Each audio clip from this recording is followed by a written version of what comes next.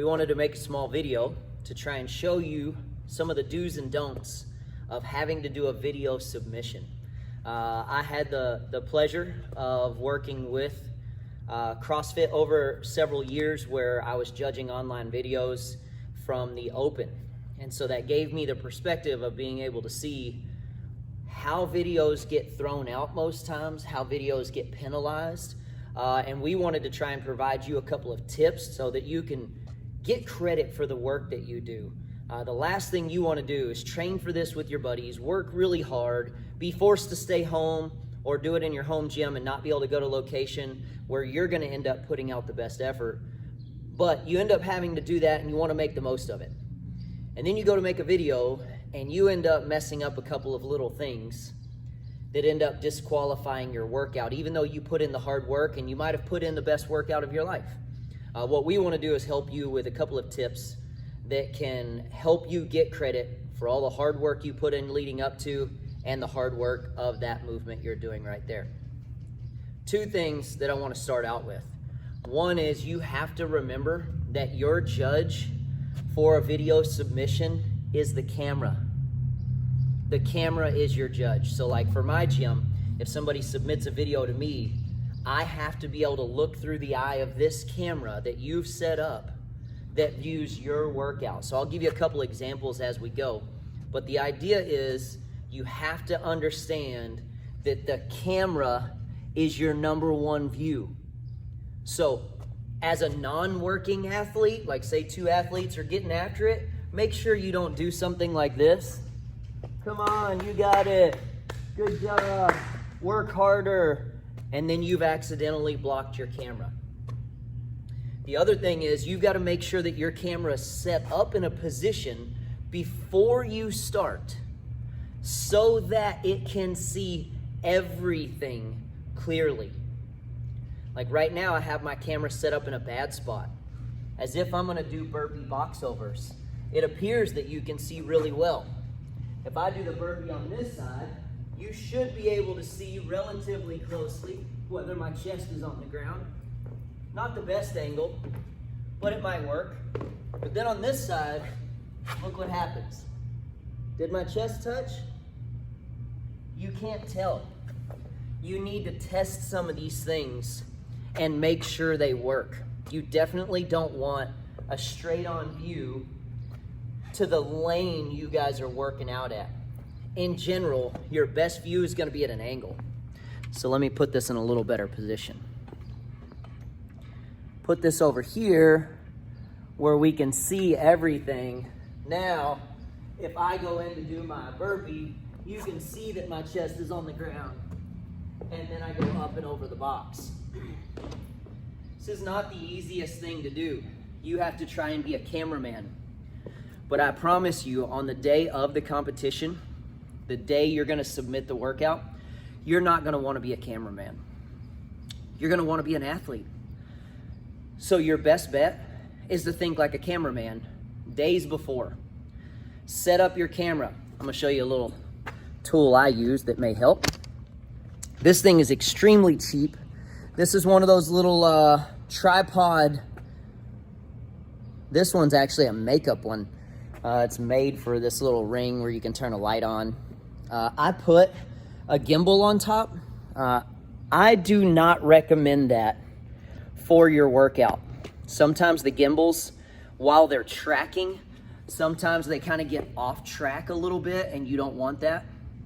I think this little stand might have cost me $12. I can promise you, with the amount of work you guys are about to put in, you don't want to go and prop your phone up somewhere. And I can tell you from judging experience, years and years of doing this, I disqualified so many videos because somebody's churning through a workout, they're tearing it up, their phone is propped up on something and it falls over. That's the last thing you want, is for your workout not to count because your phone fell over. Invest 10, 15 bucks, get you a little stand that you can move wherever you want without having to prop it up at all these weird angles and then leverage stuff up against it that might block the camera. Remember, there's times you're gonna be jumping. You may bump the walls that may shake your camera. You need to make sure that your camera is stable and in a position that can see everything. Also, make sure you always stay in view of the camera. Not only do you not want to block the view of the camera when you're not working, you don't want your teammates to do that either, but you also don't want to step out of camera for too long because it makes it appear that you have cut the video, you have changed the video if there's no one in it. There needs to be people in view of this camera at all times, just to make sure that we know the video hasn't been cut and spliced together. I know, it sounds petty, it sounds dumb, but you guys understand what kind of people in this world. Just don't be one of them. Plan ahead. Anyway, make sure that you are always in view of the camera. Make sure the camera is always able to see everything being done. Make sure that your camera's stable and it's not gonna fall over. Another little tip, this one's small, but it's really big. When I used to judge all these videos all the time, I would always see somebody submit a video with a black wall in the background. And they come in their super cool black pants, black shirt, black shoes, they're all murdered out and they're ready to tear it up. And then they go stand in front of that black wall, and here I am, the judge, looking through a camera screen that's 20 feet away, and they're doing wall balls. And I can't see anything. I can't see the crease of their hip or their knee. Something else you may want to think about is making sure that you're wearing bright enough clothes that a judge can see your movement and easily be able to manage whether you're doing it right or full range of motion and all those little things. The other thing is, as you're videoing, you also have to video your equipment. So what I mean is, if you're gonna do a 24-inch box, you need to be able to show that's a 24-inch box. If you're gonna put weights on a bar, you're gonna have to take your video, come up, and show the weights on the bar. Because if you don't, somebody could easily slap on a really thick rubber 15-pound bumper and make it look like a 25. So if you don't show what weight's on there, we don't know what you have on there. You've got to think all this stuff out in advance before you go to do it, because the day of, I promise you, you are not going to remember all of this. I have judged so many videos, and I have seen some athletes turn in some amazing workouts that didn't count because of a camera angle, the wrong color clothes, stepping out of screen too long. You guys will have a camera or a clock on the app, which is really great because then you don't have to worry about the clock being in view.